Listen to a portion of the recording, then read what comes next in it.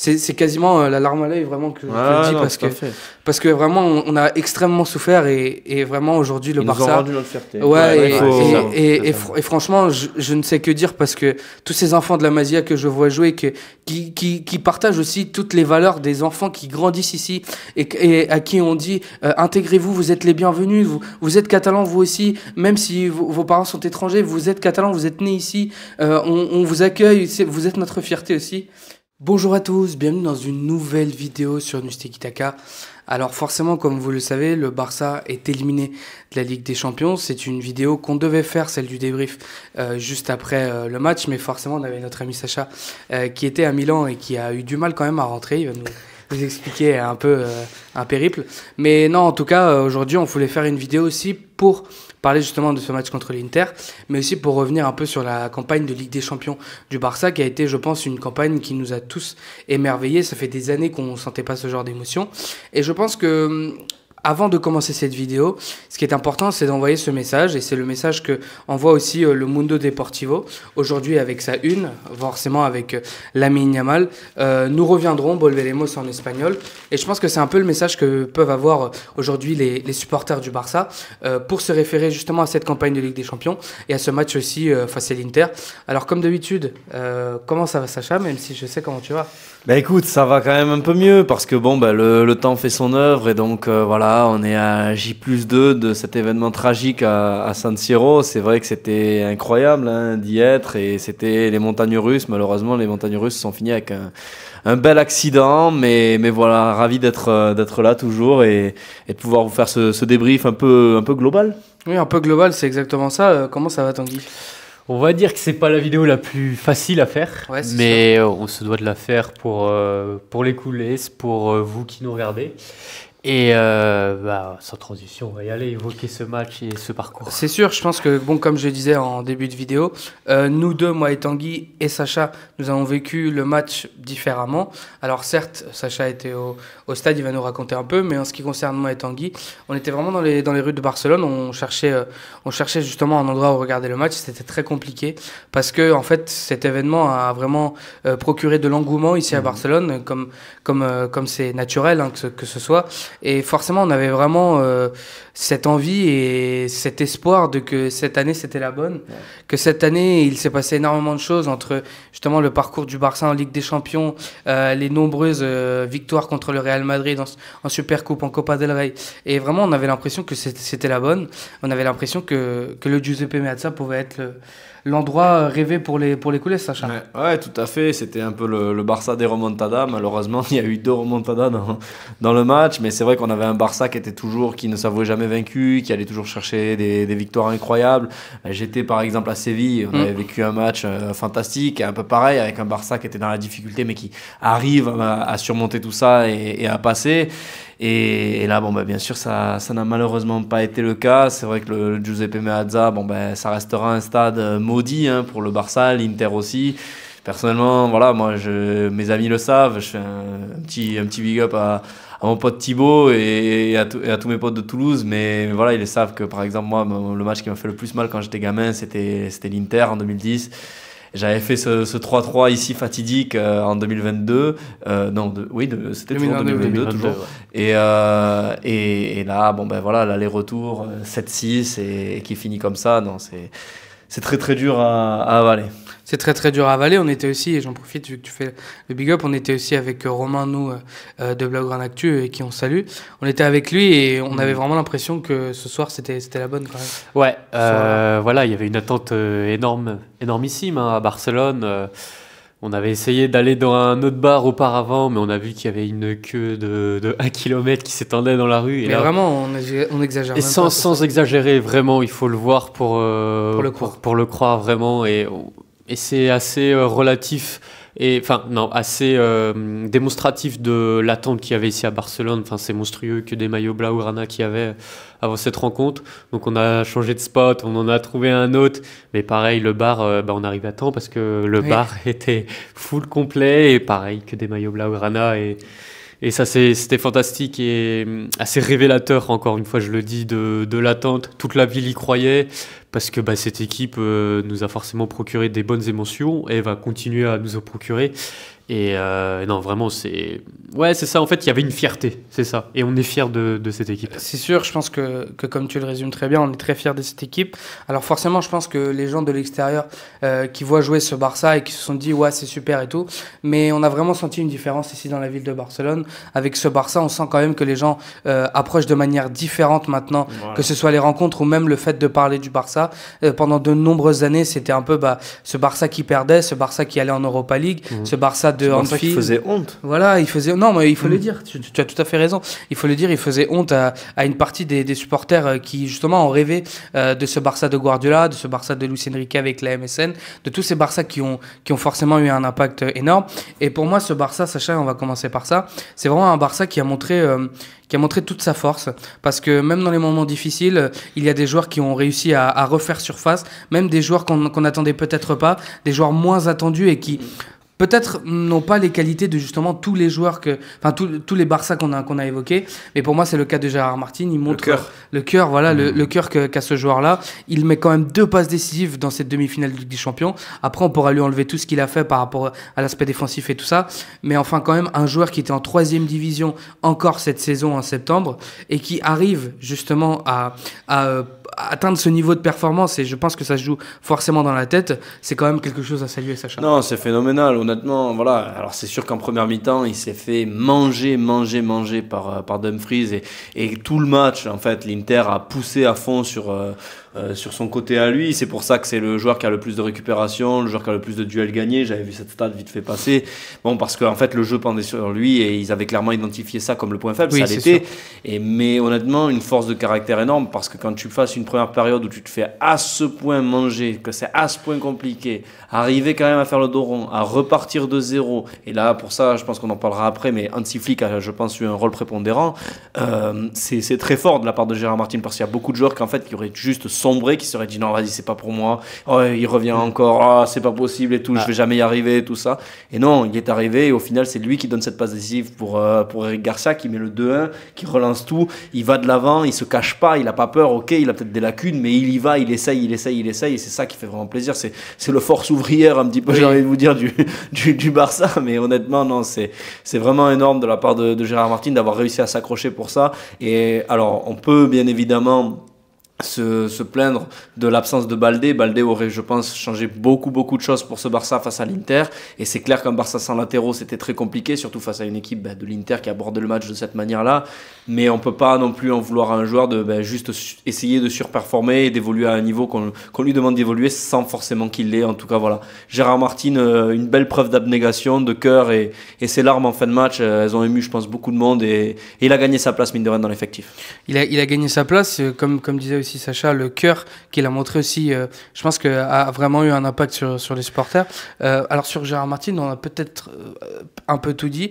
Tu vas rajouter, je pense, quelque chose, mais en définitive, c'est quand même une équipe qui arrive à se surmonter et à prouver en fait des qualités dont peut-être certains joueurs on pensait qu'ils n'étaient pas capables. Exactement, et on l'a vu avec Gérard Martin. D'ailleurs, il y a cette une de l'Esportiu juste en avant-match qui titrait Le cœur fort. Et donc là, tu te dis, ok, Gérard Martin a parfaitement rempli ce rôle et a parfaitement répondu aussi à cette une. Et voilà, Sacha l'a dit, ces larmes en fin de match sont assez révélatrices en fait de ce qu'il a donné, et vraiment. Et en fait, on s'est dit, en première mi-temps, moi j'ai beaucoup d'actions de Gérard Martin qui me reviennent en tête, où on a un Denzel Dumfries qui le mange vraiment, qui limite le bouscule, et il tombe même à terre sur une action, oui. Et là on se dit, ah ouais, le match va être très long pour Gérard Martin. Je me suis dit même, ok, Inigo Martinez, il va avoir du travail à gauche pour le couvrir. Et en fin de compte, mentalement, il a répondu d'une manière extraordinaire, parce que quand on voit Sacha parler de sa première passe décisive sur le premier but, mais aussi le deuxième but, quelle passe décisive, c'est téléguidé pour Dani Olmo, et là tu reviens grâce à ces 2 passes merveilleuses. Il faut un incroyable courage pour revenir dans le match comme ça, parce que j'ai joué en tant que latéral, bon, pas au niveau de Gérard Martin, forcément, mais quand tu joues face à un ailier ultra rapide, au bout de 10 minutes, tu dis bon, ok, le match va être long, et à la mi-temps, pour réussir à inverser cette tendance et cette donne, c'est extraordinaire. Franchement, c'est très fort. C'est extraordinaire et justement, on va rebondir un peu sur ce que tu as dit. Je pense que autant Gérard Martin a pu avoir des lacunes dans cette première mi-temps, autant je pense qu'il était aussi à l'image de ce Barça qui avait du mal en fait lors de cette première mi-temps. On a vu quand même une deuxième mi-temps qui a complètement changé. Sur la première mi-temps, on sentait quand même que le Barça était bousculé, même si le score était encore... Enfin, il y a eu les 2 buts, mais je veux dire, au départ déjà, avant le but, on sentait quand même un Inter de Milan quand même qui était là pour faire mal. En fait, l'Inter, ils sont restés dans leur match comme à l'aller, c'est-à-dire qu'au final, ils savaient que le Barça allait se ruer à l'attaque, donc allait pourquoi pas laisser des espaces une fois la première ligne de pressing en fait passer, quoi. C'est-à-dire que si la première ligne de récupération du Barça ne récupère pas le ballon directement, après il y a des boulevards, et d'autant plus en plus quand tu as Baldé sur le flanc, quand tu as Koundé qui n'est pas là, donc évidemment, voilà, ça laissait des boulevards, tout simplement. Des boulevards, tout simplement. Et donc, en fait, on avait un Inter qui était aussi dans une position un peu préférentielle pour eux. Voilà, ils savaient qu'ils devaient rester compacts et essayer d'aller faire mal devant. C'est ce qu'ils ont bien réussi. Voilà, Lautaro était là, Thuram qui a fait un match énorme, et ils ont su exploiter la moindre perte de balle. Et ça a commencé, bien sûr, avec celle de Dani Olmo. Comme tu en as parlé, c'est lui qui met le 2-2, et tant mieux pour lui. Mais enfin, encore une fois, moi, j'ai été extrêmement déçu du match de Dani Olmo. Moi, pour un joueur pareil, avec une hype pareille, j'attends beaucoup plus, et surtout, je suis désolé de te couper, mais c'est surtout sur cette action, oui. C'est les contrôles orientés qu'on a loués de Dani Olmo toute la saison. C'est ce qu'il sait faire et il n'arrive pas à les faire. Mais soft player, encore une fois, donc on verra du coup maintenant, évidemment. Alors non, il reste encore une fois un match pour pourquoi pas voir un Dani Olmo briller, le classico de dimanche, on espère. Sinon on va se dire à l'année prochaine, même si pour moi évidemment dès le 1er juillet ça doit être un joueur qui quitte le club, mais revenons sur... Il y en a un autre encore. On y viendra juste après. C'est vraiment une priorité qu'il le quitte. Mais voilà, Dani Olmo qui, moi, c'est tout un symbole, en fait, que ce soit lui qui donne ce premier but. Il s'est rattrapé. Mais il était vraiment à l'image de ce Barça, en fait, de cette première mi-temps. Tout comme Gérard Martin, vraiment un Barça qui, essayait d'y aller, mais avec des joueurs qui n'étaient pas vraiment bien rentrés dans leur match et qui ont laissé, en fait, le loisir à l'Inter de croire qu'ils avaient vraiment le match en main. Ils se sont bien réveillés après. Mais voilà, c'est sûr que c'était un Barça aussi qui n'a pas été aidé par certaines situations d'arbitrage en première mi-temps. Voilà, la main, le penalty très très juste de Koubarsi. Des joueurs qui étaient un peu empruntés, comme Rafinha par exemple, qui n'a pas fait une très bonne première mi-temps. Et il y avait vraiment très peu de joueurs qui étaient au niveau. Frenkie de Jong et surtout Lamine Yamal qui, dès le début du match, moi, m'a impressionné. Et c'est sûr qu'il était impressionnant. Et dans les grands rendez-vous, on sait que Lamine Yamal est toujours là.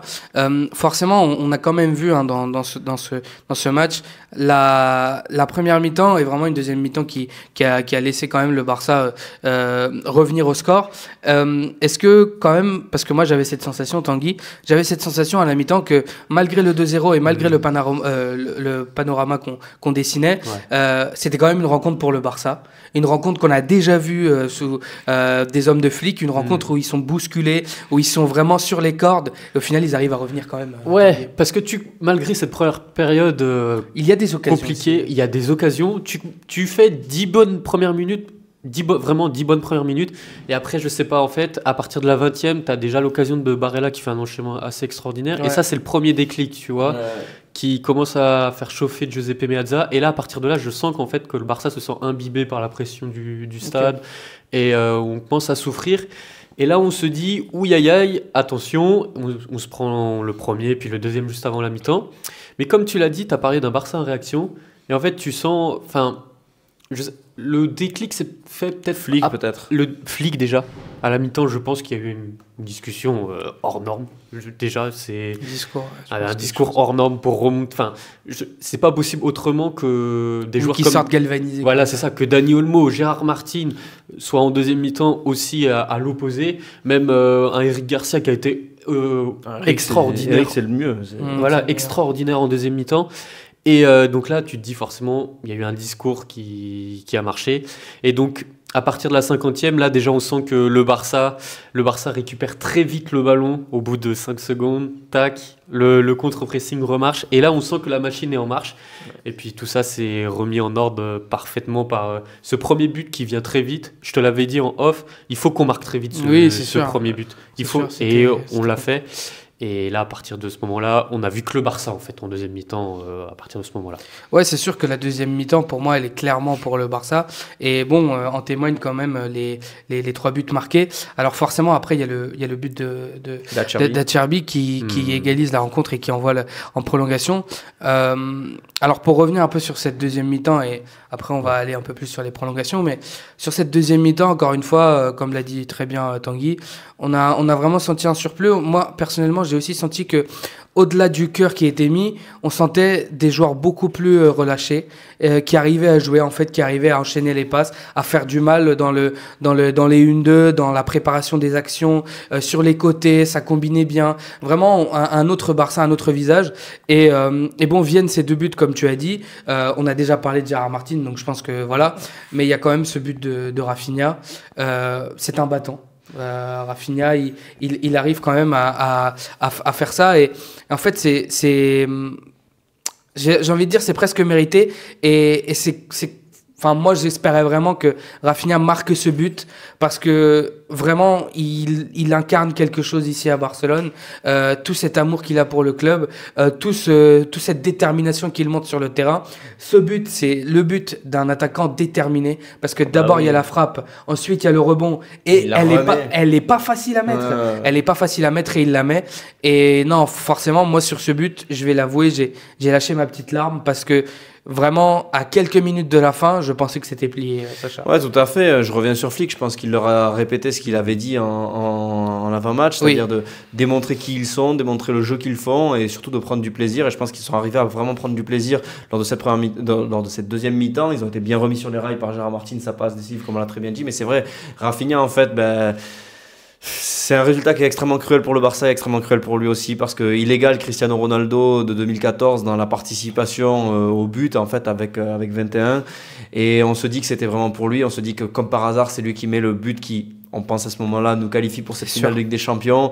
Donc on se dit, mais oui, c'est son année de Ballon d'Or, évidemment, c'est lui qui arrive à faire ça. Et c'est là où c'est terrible, parce que c'était l'opportunité de sa vie, et malheureusement, ça me paraît très compliqué pour que ça repasse. Mais il a symbolisé, en fait, ce Barça des remontadas, ce Barcelone des uppercuts, en fait, comme on le disait aussi en off. Ouais. Voilà, face au Benfica, face au Bayern Munich, face à Dortmund, c'est lui qui met ces buts-là, c'est lui qui tue. Et encore une fois, dans cette position si particulière qu'il a eu lors de cette Ligue des Champions, de se mettre un peu excentré face au gardien et de la croiser bien. Il en a fait plusieurs. C'est vrai que Rafinha, même dans sa célébration, on voit un homme, il était en mission, et malheureusement, après, je pense qu'on va y revenir, il y a quelqu'un qui était aussi malheureusement, alors involontairement, parce qu'on peut pas croire que c'est volontaire, mais une deuxième année de suite en mission aussi pour nous torpiller.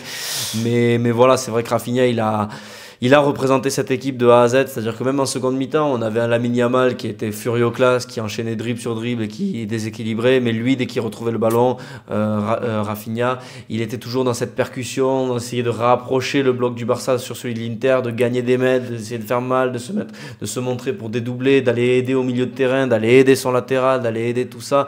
On a parlé d'Inigo Martinez qui a beaucoup aidé Gérard Martin, c'est peut-être ça aussi qui lui a coûté sa petite gêne fatidique à la 76e minute, mais on a senti vraiment aussi, un Rafinha. Je pense que Rafinha, ça a peut-être été le joueur qui a été le plus impacté par le discours de Flick, et qui s'est dit non, c'est notre moment, on doit y aller. Oui, c'est sûr.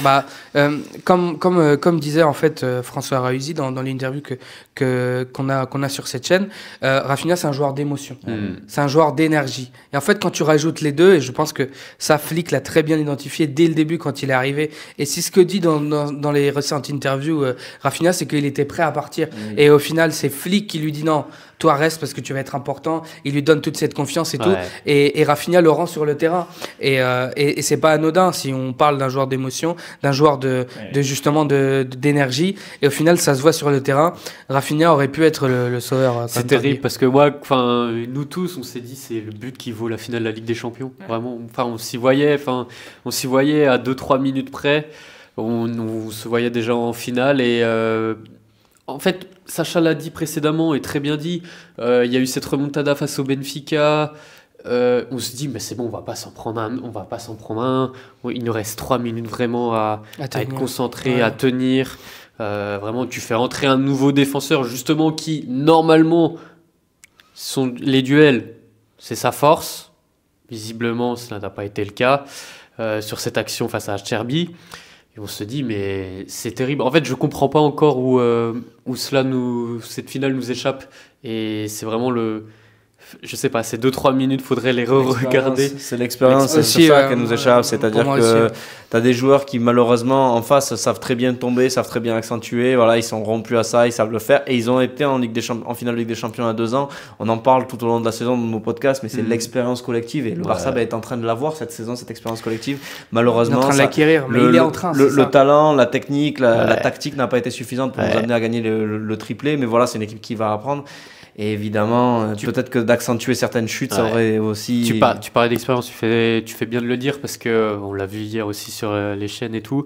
Mais l'Inter, par rapport à la demi-finale il y a 2 ans, c'est 8 joueurs, en fait. Dans le 11 de départ qu'il y avait face au Barça, c'était 8 joueurs qui étaient déjà là en 2021, donc forcément l'expérience a pris. Alors que nous, on a quoi ? On a Frenkie de Jong qui en avait déjà fait une avec l'Ajax, Pedri jamais. Tu as par exemple Ferran qui n'en avait jamais fait avec City aussi. Il en avait fait une, je crois, avec Manchester City. Il avait même fait une finale, mais il n'était pas titulaire. Et ce qui est terrible, ce que j'écrivais dans l'article aussi en conférence de presse, c'est que nos victorieux en Ligue des Champions, aucun n'était sur la pelouse. Lewandowski, Ter Stegen et Christensen. C'est fou parce que je pense qu'il y a quand même une lecture qui est assez claire et on est tous à peu près d'accord sur ce qui s'est passé. Autant on peut en vouloir peut-être à l'arbitrage, on peut se dire justement que ce Barça a manqué d'expérience. Mais pour moi, dans cette équipe, s'il y a bien quelqu'un qui montre qu'il doit être un taulier et il n'hésite pas, il n'hésite pas à prendre la parole. Après le match, il l'a prise encore une fois. Il n'hésite pas à montrer tout son cœur, à montrer toute son énergie. Mais je suis désolé, mais aujourd'hui, Ronald Araujo, pour moi, c'est plus possible. Je suis tout à fait d'accord avec ce que tu as dit. Il doit quitter le club. Je pense qu'une page se tourne et que, en fait, on n'a tout simplement pas réussi à faire de Ronald Araujo un joueur pour le Barça. Parce que quand il est arrivé justement d'Uruguay, alors on voyait toutes ses qualités physiques, on voyait toutes ses qualités de défenseur qu'il a. La garra, voilà, l'envie, le largne, tout ça. La grinta peut-être, mais... On sent qu'il est fébrile dans des grands rendez-vous. On sent que ce soit dans la relance de balle, comme ça a pu le coûter justement face au PSG. Là, je suis désolé, mais c'est un marquage homme à homme. Normalement, une bête physique comme Ronald Araujo peut pas se faire passer comme ça par Thuram. D'accord, Thuram, c'est un grand joueur. On l'a dit dans le match aller, j'avais sous-estimé Thuram, d'accord, mais il ne peut pas faire l'entrée qu'il l'a fait, surtout que Thuram vient de faire les 90 minutes. C'est Acerbi surtout, c'est Acerbi qui mais les deux, justement, pour moi, sur les deux, il est fautif, parce que pour moi sur Thuram il se fait trop bien avoir et sur le but de Thuram de Acerbi il n'est pas assez sur l'homme, il n'est pas assez présent et sur les deux actions vraiment pour moi c'est vraiment un manque de lucidité de sa part et surtout un manque de rigueur défensive et de ce je sais pas moi de compromiso comme on dit ici, d'engagement, d'attitude et vraiment il peut tout manquer dans ce Barça, de l'expérience, tout ça, mais l'attitude, elle doit être là, et pour moi, elle n'a pas été là. Surtout quand tu es le capitaine, en fait, j'ai envie de dire, après ce que tu as dit, le colosse au pied d'argile, en réalité, c'est-à-dire que quand ça compte, il y a un peu d'eau qui arrive et tout se dilue, quoi. C'est-à-dire que ça redevient un joueur extrêmement fébrile, c'est un joueur qui, même s'il n'était pas là, symbolise parfaitement ce Barça qui, depuis 2016, se liquéfiait, en fait, dans les moments qui comptaient. Voilà, c'est comme tu l'as dit, c'est une page qui se tourne. Au bout d'un moment, tu peux pas avoir le brassard et donner de telles images. Voilà, ce qui s'était passé face à Paris, c'était pas normal. Et là, ce qui se repasse encore aujourd'hui, c'est tout sauf normal. Je veux dire, au bout d'un moment, un joueur comme Araujo, on doit avoir confiance en lui. Ses défenseurs, ils doivent être en confiance. Je veux dire, c'est pas possible en fait que aussi bon soit-il, un joueur de 17 ans comme Pau Cubarsí soit le mentor d'Araujo sur un match pareil. Je veux dire, au bout d'un moment, tu peux pas te dire que tu vas faire rentrer un de tes capitaines et que ça peut te coûter une qualification, que le mec peut te coûter 2 buts en 15 minutes. Enfin, ça, c'est des choses qui sont tout simplement interdites. Et vraiment, moi, je maintiens ça, mais on l'a dit en off. Bon, on est dans un match où Lautaro Martinez rentre à la 70e minute. Face à un Araujo qui a fait toutes les minutes, qui a dû se replier, qui a un peu, qui est un peu émoussé. Et il se fait avoir dans la dernière par Lautaro Martinez. Allez, je veux bien. Mais face à Acerbi, alors qu'il venait de rentrer un quart d'heure avant. Face à un joueur de 37 ans, qui en avait plein les bottes, qui y va juste à l'envie, se faire passer comme ça, c'est interdit. Je sais que les termes impardonnables, par exemple dans le football, c'est très très dur parce que non, qu'est-ce qui est pas. Mais ça l'est. Je veux dire, au bout d'un moment, à ce niveau-là de performance, à ce niveau-là d'exigence, ça ne peut pas arriver qu'un autre défenseur central te passe devant comme ça et te fasse passer vraiment mais pour un cadet, en fait. Si ça arrive à un Koubarsi qui a 17 ans, on peut se dire, il a 17 ans. Voilà, face à un mec qui a 20 ans de carrière de plus que lui, ça peut se comprendre. Mais ça, c'est pas possible. Araujo, c'est pas sa première saison au Barça. Je veux dire, il en a fait. Ni dans l'élite. Voilà. Donc, honnêtement, non. Moi, Ronald Araujo, aujourd'hui, c'est un point faible pour l'équipe. Et alors, ses déclarations, comme tu l'as très bien dit, concernant Gérard Martin, mais c'est juste, encore une fois, totalement hors de propos, totalement déplacé. Rappelons que l'année dernière, il était en train de pleurer comme un gamin après celle de Gundogan qui avait bien évidemment raison. Donc voilà, ça a eu la tête de Gundogan, ça aussi, je pense, dans le vestiaire plus ou moins. Donc voilà, pour moi, aujourd'hui, Araujo symbolise en fait tout ce qu'on veut laisser derrière de ce Barça. On y reviendra après, mais Flick nous a rendu notre fierté. Voilà, lui, c'est un joueur qui, encore une fois, nous coûte notre fierté. Il est temps de définitivement tourner la page. Est-ce qu'il faut tourner la page aussi, Tanguy ? Oui, clairement. Et en fait, tout à l'heure, je réfléchissais où cette finale a pu nous échapper. On a évoqué l'expérience et la fragilité mentale d'un joueur comme Araujo aussi l'a fait exactement, parce que Sacha l'a très bien expliqué avec les propos de Gundogan la saison dernière. Faut rappeler que Gundogan reproche à Araujo de ne pas assumer ses responsabilités et qu'en public, Araujo dit oui, on n'a pas de chance, on n'a pas de si. Il l'a encore redit, c'est la faute à pas de chance. Pas de la chance, c'est pas de la chance. C'est ça, et comme tu dis, à un moment donné, sur l'action d'Acherbi, en fait, c'est une énorme fragilité mentale. Acherbi, il a fait 90 minutes, il a 38 ans, c'est un mec qui revient d'un ou deux cancers, enfin, je ne sais plus. Et en fait c'est ça, les mecs ils ont eu l'envie en fait à un moment donné, et chose que n'a pas eu Ronald Araujo. Il n'a pas eu la force mentale, n'a pas eu peut-être assez de combats, suffisamment de combats dans sa vie par rapport à un Cherby, justement, comme j'ai évoqué. Et comme tu l'as dit aussi avec Lautaro Martinez, si c'est Lautaro Martinez qui rentre à 70e minute face à un Ronald Araujo et Moussé en fin de match, pourquoi pas, ça peut se comprendre, pourquoi pas. Mais même en fait, quand tu regardes, on l'a dit mentalement, Lautaro Martinez, de base, il pouvait pas jouer en fait ce match. Il l'a dit aussi, il l'a dit dans les journaux italiens, ma mère ne voulait pas que je joue parce que j'étais en larmes, tout ça.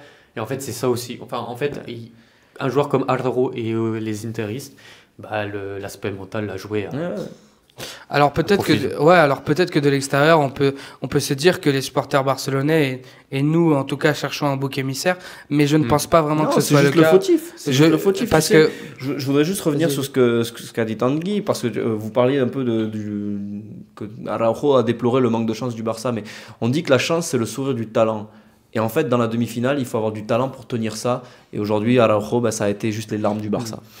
C'est fou parce que, justement, tu parlais du talent, ça me permet de revenir sur un autre aspect. C'est que souvent, quand on parle de Ligue des Champions, et on s'est fait la réflexion depuis, justement, les nombreuses Ligues des Champions qu'a gagné le Real Madrid, quand tu regardes, il y a vraiment des gardiens de qualité. Oui. Il y a des gardiens de qualité. Alors, je pense que autant aujourd'hui, à ce moment-là, ce n'est pas le moment, je pense, de tirer sur Chesney. Non. Autant, je pense que en face, il y a eu quand même un gardien, Yann Sommer, qui a fait des arrêts de dingue face à un joueur de 17 ans qui, normalement, si tout va bien dans cette finale, est double buteur, voire juste un but, mais il est buteur dans cette finale parce que lui aussi, il était en mission. Et franchement, juste mes respects à Sommer parce que il a fait je dirais même une double confrontation parce que même à l'aller il avait eu deux trois bons arrêts et me le disait très bien Tanguy en off, c'est un joueur qui était au Bayern, qui était remplaçant. Et il a fait le bon truc d'aller à l'Inter, de parier sur ça, et au final c'est payant, et l'Inter a un gardien aujourd'hui de classe mondiale. Plus que de classe mondiale, quand on voit ses arrêts, c'est clair. Moi, Chesney, j'ai rien à lui reprocher parce qu'en fait les buts qu'il prend, c'est très compliqué à arrêter. Oui, moi je suis d'accord. Et juste avant le but de Rafinha, il fait une excellente sortie sur Marcus Thuram, qui en fait, Ter Stegen par exemple ne fait pas cette sortie. Ter Stegen d'ailleurs, je voudrais juste faire une parenthèse, big up aussi à Ezia qui me l'avait fait remarquer, mais on a par exemple un Koundé qui prend un vol commercial pour venir soutenir ses coéquipiers. Ter Stegen, capitaine du club, encore une fois aux abonnés absents, pour moi ça veut dire beaucoup, c'est très grave, mais au-delà de ça, voilà, Szczęsny, il est sorti quand il fallait, il a fait ce qu'il fallait, mais il n'a pas fait le plus. Donc on peut pas lui en vouloir de pas faire l'extra, parce qu'il a quand même fait son taf, mais il n'a pas fait l'extra. Et c'est vrai que quand on voit par exemple Donnarumma avec le PSG, pour aller en finale de Ligue des Champions, il faut souvent l'extra, même si ton équipe elle est ultra dominante, même si ton équipe c'est la meilleure sur le terrain, entre guillemets, voilà, il faut aussi qu'à tous les postes, il y ait des joueurs qui soient prêts à parer à toute éventualité. Malheureusement, notre ami Szczęsny n'a pas réussi à se sublimer encore plus, même si, encore une fois, moi je ne veux pas lui tirer dessus. Il a fait un bon match quoi qu'il arrive, il a fait 2-3 petits arrêts, notamment un sur Barella aussi en début de seconde période, donc voilà. Mais c'est clair et net que quand on voit les parades phénoménales de Sommer, il y en a une sur une frappe qui va en lucarne de Lamine Yamal, on la voit tous rentrer dedans, elle ne rentre pas dedans. Et c'est vrai que non, c'est vraiment à mettre à son crédit. Je veux juste rebondir maintenant, je pense qu'on a tout dit sur Sommer, et je vais te passer la parole Tanguy, mais le match de Lamine Yamal, encore une fois, c'est exceptionnel. Je crois qu'il avait eu 34 face à face, il est passé 23 fois, il était cherché par ses coéquipiers de la première à la dernière minute, il a été dans le match de la première à la dernière minute, c'est lui qui a la première occasion, c'est lui qui a la dernière. Certains vont peut-être lui reprocher ce manque de lucidité devant le gardien, mais honnêtement, il a 17 ans et faire un récital comme ça, c'est juste hors du commun. C'est un joueur phénoménal qui s'est aujourd'hui affirmé, je pense, en tant que le leader de ce Barça. Il s'est affirmé en tant que candidat au Ballon d'Or. Et moi, il m'a tout simplement, depuis mon siège, absolument régalé. J'ai une confiance aveugle en ce gamin. Et c'est vrai que c'est très triste pour lui. C'est très triste pour lui. Et c'est surtout que, même avant le match, et tu le fais bien de le préciser, c'était lui qui était dans l'œil, comment on dit, dans l'œil du cyclone. Ouais. C'est ça, dans l'œil du cyclone. C'était lui, justement, on parlait le plus de lui avant le match. Ah bah, c'est pas anodin si on a les quotidiens catalans, style Mundo Deportivo, les Sportiu, l'équipe. Même en Italie. Hein. Même en Italie, la Gazzetta dello Sport, l'équipe. Les une, c'est Lamine Yamal, attendu comme le Messi. La mine d'or. La mine d'or, défi final. C'était lui, même en conférence de presse, on avait un Simone Inzaghi qui nous dit « Oui, voilà, c'est un joueur qu'on voit tous les 50 ans, il y aura un double marquage. » Bastoni aussi, il l'a dit, que voilà, il y aura un double marquage. Enfin, vraiment, les interistes ont insisté. Et en fait, pour contrer ce talent, il faut un talent. On l'a évoqué avec déjà Yann Sommer. J'ai envie un peu de revenir sur Yann Sommer parce que pareil, en avant-match, je l'avais dit aussi que c'est le genre de joueur que le grand gardien qui peut écœurer les grands attaquants dans les grands événements. Et malheureusement, ce que je redoutais est arrivé.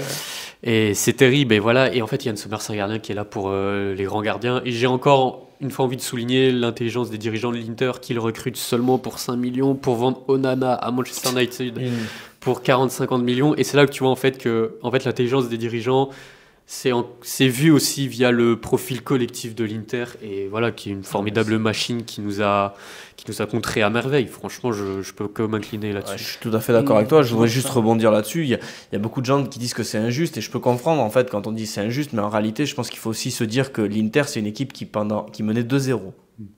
Ils rentrent au vestiaire, ils sont chez eux, ils prennent une foudre monumentale en deuxième période. Et jamais ils ont abandonné. Et ça, quelque part, c'est beau. C'est pour ça que pour moi, cette élimination du Barça, elle est extrêmement cruelle. Elle fait mal, elle est cruelle. Parce que voilà, ça doit pas. Mais quelque part, on peut aussi se dire que l'Inter, dans leur philosophie, dans tout ça, c'est beau d'arriver à faire un truc pareil. Et ouais, on est tombé sur un Sommer qui, malheureusement, malgré le fait d'avoir pris 3 buts, et juste. Désolé de te couper l'herbe sur le pied, mais il y a beaucoup de commentateurs qui vont te dire oui, mais alors le Barça, sa défense, il a pris 7. On a mis 6 à l'Inter. Voilà. C'est juste qu'on est aussi tombé sur un roc et que des fois ça veut pas, mais non, chapeau quand même à l'Inter pour cette abnégation. Non, mais je pense que l'Inter était vraiment l'un des adversaires les plus coriaces à avoir lors de ces demi-finales. Alors on a vu justement, tu le parlais très bien de ce match contre le PSG, de Donnarumma, de ce match contre Arsenal du PSG, de Donnarumma et tout ça. Moi, je disais un peu en off à Tanguy que pour moi, celui qui allait gagner ce grand match, on a vu quand même 13 buts lors des 2 demi-finales. C'est un record égalé, pas battu, égalé en Ligue des Champions.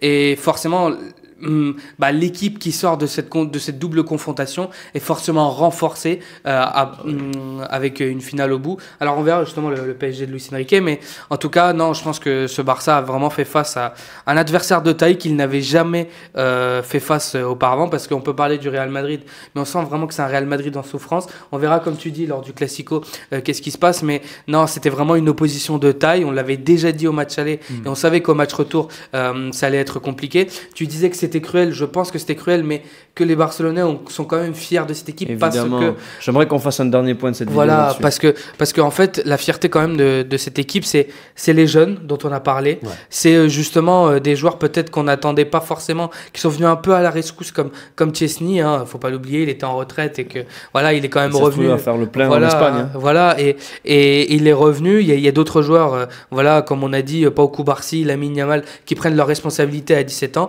Alors certes, il y avait ce penalty de Cubarsí, mais franchement, encore une fois, voilà, ça se joue à rien et il apprendra. Voilà, quoi qu'il arrive, on peut pas en vouloir à un joueur de 17 ans. Voilà. C'est pas possible. C'est pas possible. Et donc, non, je pense que ce Barça a quand même rendu cet espoir en fait qui avait été perdu cette dignité et l'espoir justement de revoir un grand Barça qui fait déjà pour moi peur à l'Europe entière, avec comme symbole Lamine Yamal, mais il y a d'autres joueurs dont on n'a peut-être pas assez évoqué le match, comme Pedri, De Jong. Surtout le match de De Jong. C'était en fait, magnifique. De Jong, je veux juste faire une petite parenthèse là-dessus. À un moment, il perd un ballon, il va pas le chercher. Et il y a beaucoup de gens, en fait, et Pedri qui fait une course énorme pour aller le chercher. Et en fait, il y a beaucoup de gens qui vont juste garder cette image-là de De Jong, parce que De Jong a beaucoup d'ennemis ici en Catalogne. Alors, il n'a pas tout fait non plus pour ne pas en avoir, mais voilà, il y en a beaucoup qui vont juste dire c'est un joueur flojo, un peu feignant, un peu fainéant, tout ça. Mais le match de De Jong, vraiment, il est exceptionnel. C'est 120 minutes de la première à la dernière à très, très, très haut niveau. Il a coupé un nombre de transmissions incroyable du côté de l'Inter, toujours bien placé, toujours là pour aider ses coéquipiers. Alors, oui, une ou deux fois, il n'est pas allé chercher un ballon, peut-être parce qu'il avait plein les bottes et peut-être que voilà, le football, c'est un jeu d'équipe. Et Pedri a senti que lui, il avait ce gaz-là à ce moment-là. Mais vraiment, le match de Frenkie de Jong, c'est exceptionnel. En fait, très longtemps, on s'est dit qu'on voulait un Frenkie de Jong de l'Ajax, qu'on voulait ce Frenkie de Jong qui nous a coûté 75 millions, ce Frenkie de Jong qui était promis à être l'un des meilleurs milieux du terrain du monde. On n'a pas gagné. On a longtemps voulu un match référence de Ligue des Champions de Frenkie de Jong. Là, on l'a eu.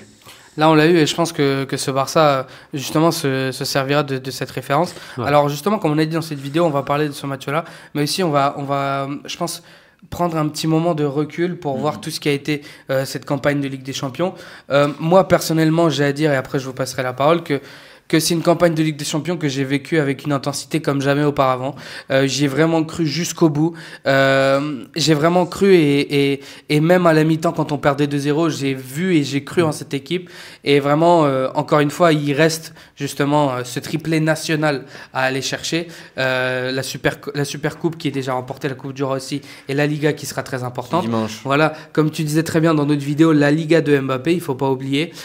Donc c'est important à faire face et non, je pense que il faudra voir justement les changements qui vont se profiler lors du mercato d'été. Comme on disait, je pense que des joueurs comme Ronald Araujo doivent totalement quitter le navire. J'espère pour lui et j'espère pour nous qu'il aura des offres intéressantes sur la table pour le faire partir.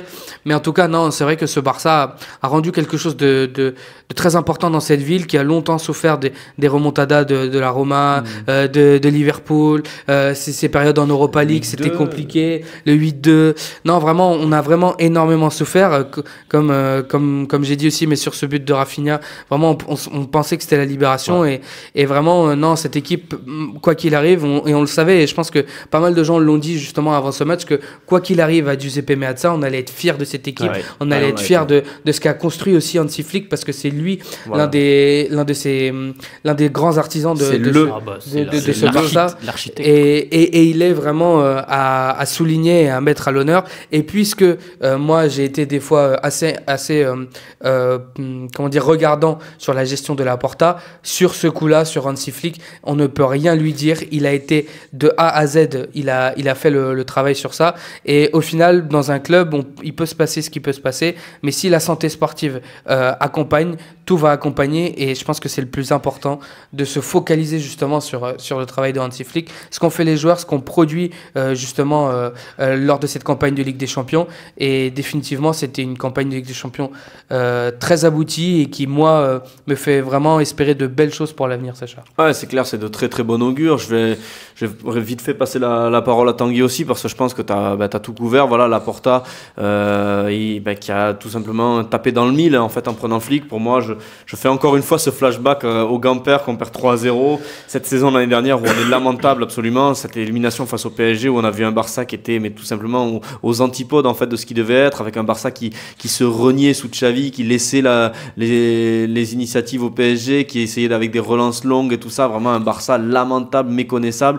Et Flick en fait il est venu avec ses idées, il les a raccrochées avec une philosophie qui ne se voyait plus en fait sur le terrain depuis quelques années, et petit à petit, match après match, voilà, ça a redonné de la confiance aux joueurs, et on a aujourd'hui un Barça qui a à nouveau une identité très très forte, qui quoi qu'il arrive va aborder un match en le jouant, en étant protagoniste et en forçant l'adversaire en fait à s'adapter. Et c'est ça nous qu'on cherche. Moi au début de la saison on le disait, on savait même pas si on allait gagner des titres, mais au moins retrouver notre fierté, retrouver du jeu, et ça c'est le cas. Et je vais finir là-dessus, mais j'espère vraiment que dimanche on va gagner le 4e classico de la saison, faire un 4/4.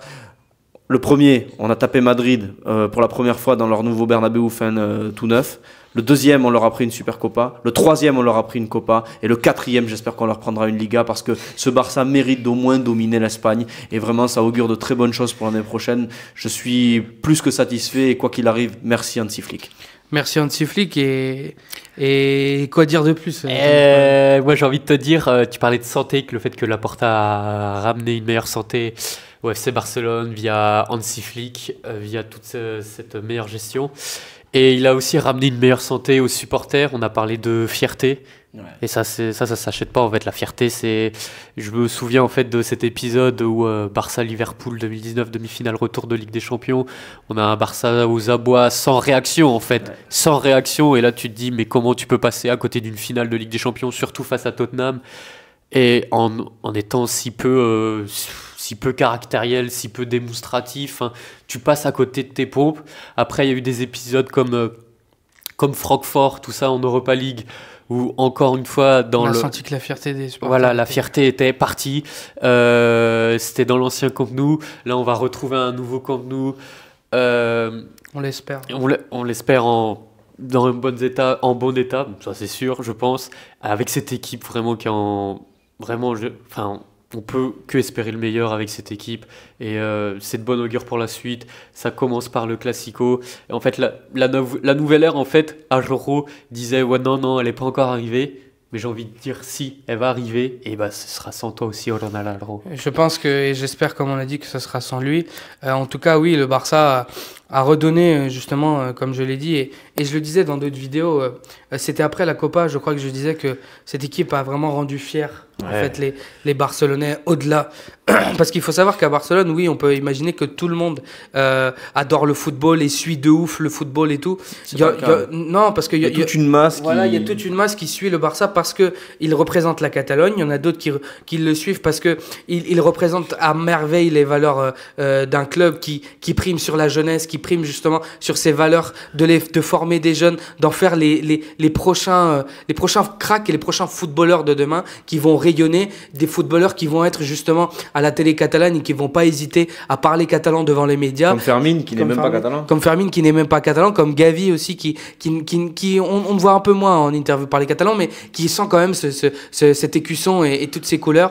Et franchement, non, je pense que cette équipe du Barça, au-delà de représenter un football que nous on avait perdu depuis longtemps, elle représente aussi très bien la ville de Barcelone. Et là, c'est avec vraiment d'émotion que je vous parle, parce que on est vraiment face à un Barça qui vraiment m'impressionne, et vraiment c'est quasiment la larme à l'œil vraiment que je le dis, parce que vraiment on a extrêmement souffert, et vraiment aujourd'hui le Barça nous ont rendu notre fierté. Et franchement je ne sais que dire, parce que tous ces enfants de la Masia que je vois jouer, qui partagent aussi toutes les valeurs des enfants qui grandissent ici, et à qui on dit intégrez-vous, vous êtes les bienvenus, vous êtes catalans vous aussi, même si vos parents sont étrangers, vous êtes catalans, vous êtes nés ici, on vous accueille, vous êtes notre fierté aussi. Et franchement c'est vraiment c'est beau. Et c'est pour ça qu'on va essayer d'aller chercher bien évidemment cette Liga, avec un Barça qui, comme l'a dit Pierrot, tout simplement rayonne et nous offre, je pense, des jours merveilleux devant nous. Voilà, je pense qu'on a à peu près tout dit sur cette confrontation qui malheureusement laisse un goût amer à court terme, mais qui, j'en suis persuadé, laissera un goût très positif à moyen et long terme. En tout cas, on a un Barça qui est reparti pour au moins nous faire rêver pour pas mal de saisons, et on espère que bien évidemment Hansi Flick et tous ces leaders d'équipe resteront de nombreuses années pour nous régaler. En tout cas, encore une fois, merci à vous. Je sais que que peut-être certains attendaient cette vidéo dès la fin du match, peut-être dès hier, mais voilà, c'est toujours le même mot de la fin, c'est toujours encore une fois merci pour les vues qui continuent d'augmenter, pour les likes qui continuent d'augmenter, pour les commentaires que vous prenez la peine d'écrire, et vraiment ça nous touche. N'hésitez pas, parce que si jamais vous savez que vous allez venir à Barcelone pour voir un match ou truc, de nous épingler dans les commentaires, de nous dire hey, tac, je vais venir, on aimerait peut-être faire quelque chose, ce serait vraiment avec plaisir, parce que on vous parle de ce côté de la caméra, mais vraiment votre soutien il nous fait vraiment plaisir, c'est pour ça aussi qu'on fait ça. Et voilà, je pense que j'ai tout dit. Tanguy, je sais pas si tu veux terminer. Mais... Tu as parlé de rencontres, et en fait, c'est ça aussi, c'est le Barça. C'est des rencontres extraordinaires, que ce soit entre supporters, entre journalistes, entre joueurs, même entre supporters, voilà, tout simplement entre coulées pour l'amour du maillot. Et c'est ça aussi, c'est le Barça, c'est une famille. Et j'ai juste envie de finir par cette vidéo avec 2 mots. Visca Barça et Visca New Tiki Taka.